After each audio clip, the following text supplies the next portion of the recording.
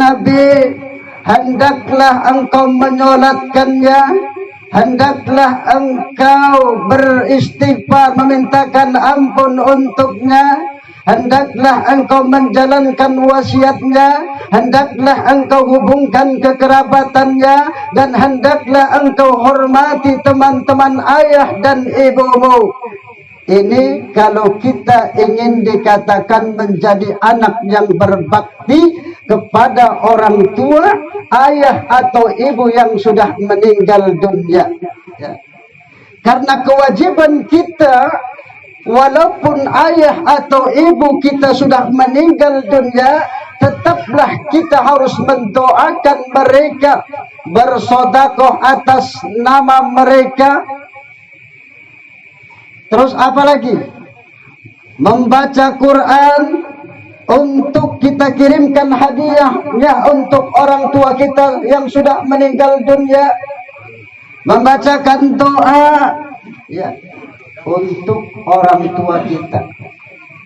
Mudah-mudahan Bapak Asmawi ini anak-anaknya menjadi anak yang soleh dan soleha. Amin.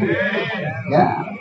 Sehingga orang tua yang berada di sana, yang dapat melihat kita, namun kita tidak dapat melihat mereka, mereka bahagia orang-orang tua kita yang sudah mendahului kita. Karena apa? Mereka dapat melihat kita, namun mata kita tidak dapat melihat mereka. Maka apabila anak-anaknya tersebut melakukan amal kebaikan di dunia, melakukan sholat 5 waktu, bersedekah dan lain sebagainya, bahagialah orang tua yang ada di sana. Namun apabila anak-anaknya melakukan kejahatan, melakukan dosa, maka bersedihlah orang tua yang berada di sana. Makanya kita harus sadar bahwa kita memang manusia ini punya salah dan punya dosa, karena tidak ada manusia yang tidak punya salah dan dosa. Betul tak? Betul tak? Maka cara kita, hendaklah kita untuk mengingat-ingat dosa tersebut agar kita tidak lagi melakukan perbuatan dosa tersebut. Karena kata Nabi ada 4 hal termasuk orang yang celaka. Yang pertama, nisyanud dzunubil madiyah wa hiya indallahi mahfudah. Yang kedua, wa dzikrul hasanatil madiyah wa la yadri aqbilat amruddat. Yang ketiga, wa nadharu ila man fawqahu fid dunya. Yang keempat, wa nadharu ila min dunihi fid din. Yang pertama, tanda orang yang celaka itu kata Nabi, nisyanud dzunubil madiyah wa hiya indallahi mahfudah, melupakan dosa-dosa yang lalu. Maka kita dianjurkan oleh Nabi agar kita mengingat-ingat dosa-dosa tersebut agar kita tidak bisa, agar tidak melakukannya lagi. Ini berarti kalau yang masih terus-menerus melakukan dosa, berarti orang tersebut, tanda ciri orang tersebut adalah orang-orang yang celaka. Betul tak? Jadi untuk mengingat dosa-dosa yang pernah kita lakukan tersebut agar kita tidak kembali berbuat dosa. Itu ya. Karena dosa tersebut sudah disimpan di sisi Allah Subhanahu wa taala. Apakah dosa kita itu diampuni atau tidak? Ya, ini. Lalu yang kedua, wa dzikrul hasanatil madiyah wa la yadri aqbilat amruddat. Yakni mengingat-ingat kebaikannya yang dia pernah lakukan, padahal kebaikan-kebaikan tersebut belum tentu diterima atau tidaknya. Ini kita melakukan ini, melakukan itu, kita ingat-ingat terus ya, padahal kebaikan yang kita lakukan itu belum tentu diterima atau tidak di sisi Allah Subhanahu wa taala. Maka kita apabila melakukan kebaikan-kebaikan tersebut, jangan kita ingat-ingat ya. Ya, lupakan, ya. Itu yang kedua. Lalu yang ketiga, memandang orang dalam urusan dunia itu memandangnya ke atas. Ya, memandangnya ke atas. Maka kata Nabi, kalau dalam urusan dunia, janganlah engkau memandang ke atas, tapi pandanglah ke bawah. Agar engkau bersyukur atas nikmat-nikmat dari Allah Subhanahu wa Ta'ala. Ini dalam urusan dunia. Jangan memandang ke atas, si fulan punya mobil, si fulan punya rumah, si fulan punya istrinya 4 misalkan. Ya. Misalkan, jangan memandang ke atas. Ya. Ini misalkan, ya. Tapi pandanglah ke bawah. Alhamdulillah kita punya sepeda misalkan. Alhamdulillah kita bisa berjalan. Ya, alhamdulillah. Ya. Jadi jangan sampai ada sifat iri dengki dalam hati kita. Karena apabila kita memandangnya ke atas, maka akan timbul rasa iri dengki dalam hati kita. Ini akan menimbulkan penyakit. Lain halnya kalau dalam urusan agama, jangan memandang ke bawah, pandang ke atas.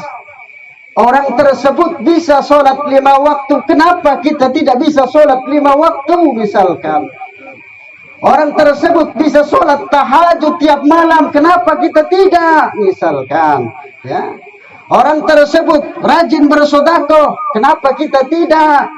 Pandang ke atas kalau dalam urusan agama, kalau dalam urusan akhirat itu, ya, agar termotivasi, ya, agar terdorong, ya, keinginan kita tersebut meningkat dalam meningkatkan ketakwaan kita kepada Allah Subhanahu wa Ta'ala. Ini maka kepada anak-anak almarhum, mari kita sama-sama yang orang-orang tua kita yang sudah meninggal dunia, jangan kita melupakan jasa-jasa orang tua kita. Kenapa? Karena dosa durhaka kepada orang tua itu hukumannya langsung di dunia. Kalau dosa-dosa yang lain akan disimpan di akhirat nanti. Namun dosa kepada kedua ayah atau ibu kita itu langsung dibuktikan di dunia. Makanya jangan sampai kita menjadi anak yang durhaka. Ya. Sering melawan dengan orang tua, karena sungguh luar biasa. Berkata up saja, berkata ah saja itu tidak boleh, melotot saja tidak boleh, ya, dengan wong tua. Ini malah kita nempelan wong tua. Ada udah di sini, ada udah sini. Kata sini, ya. Jangan nempelan wong tua, jangan nampar wong tua. Melotot baik orang uli ku, ya. Melotot dengan wong tua kita baik orang uli, ya. Ngomong nangkel baik orang uli, ya. Apa maning sampai ke gebuk, ya, aja. Jangan sampai seperti itu. Makanya apabila orang tua yang sudah meninggal dunia, cara kita berbakti hendaklah kita sholatkan. Ini kadang-kadang terbalik. Anaknya nunggu di depan masjid, boro-boro nanyolatkan, ya, boro-boro nangimami, wong tuanya meninggal, malah dia duduk ngopi-ngopi, nunggu bapaknya disolatkan. Nah, sambil merokok pula, ya. Nah itu. Nah ini.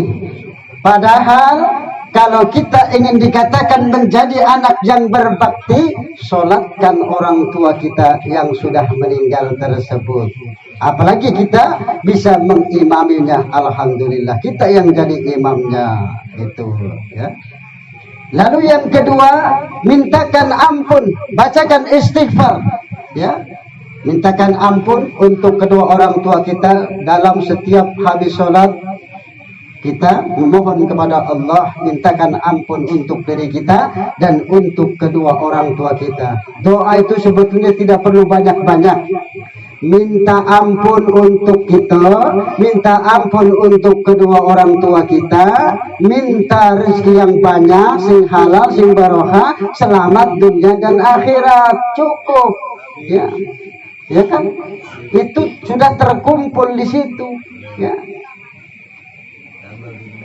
Tambah bini muda, nah, tambah bini. Jadi bacakan istighfar untuk orang tua kita, mintakan ampun. Lalu yang ketiga, jalankan wasiat. Kalau ada wasiat orang tua, Bu, kalau ada wasiat dari orang tua kita, jalankan. Ya, apa pesannya? Ya, misalkan pesannya ini, pesannya itu, kita laksanakan. Ya.